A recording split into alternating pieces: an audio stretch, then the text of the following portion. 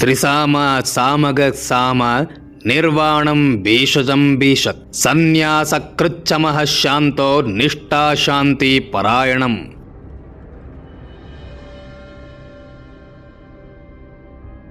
ಜೀವನದಲ್ಲಿ ದುಃಖ, ದುಗುಡ, ದುಮ್ಮಾನ, ದುರಂತಗಳು ಮನುಷ್ಯರಿಗೆ ಬರದೆ ಮರಕ್ಕೆ ಬರುವುದಿಲ್ಲ.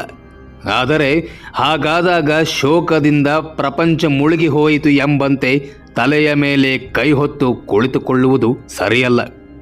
ದುಃಖ ಬಂದಾಗ, ಶೋಕವಾದಾಗ ಬೆಚ್ಚದೆ, ಬೆದರದೆ, ಜಗ್ಗದೆ, ಕುಗ್ಗದೆ ಧೈರ್ಯ, ಆತ್ಮಸ್ಥೈರ್ಯದಿಂದ ಮುನ್ನಡೆಯಬೇಕು.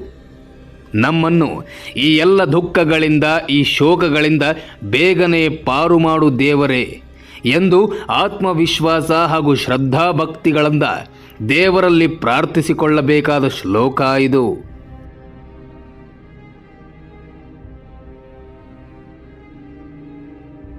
ಇದನ್ನು ಪ್ರತಿನಿತ್ಯ 11 ಬಾರಿ ಪಾರಾಯಣ ಮಾಡಬೇಕು.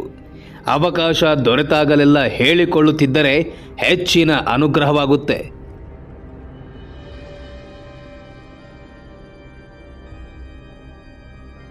ನಾವು ಮಾಡುವ ಯಾವ ಪ್ರಯತ್ನಗಳು ಕೈಗೂಡದೆ ಹೋದಾಗ ಸರ್ವಸಿದ್ಧಿ ಮಂತ್ರವಾದ ವಿಷ್ಣು ಸಹಸ್ರನಾಮ ರಾಮಬಾಣದಂತೆ ಆ ಸಮಸ್ಯೆಗಳನ್ನು ನಿವಾರಿಸುತ್ತದೆ.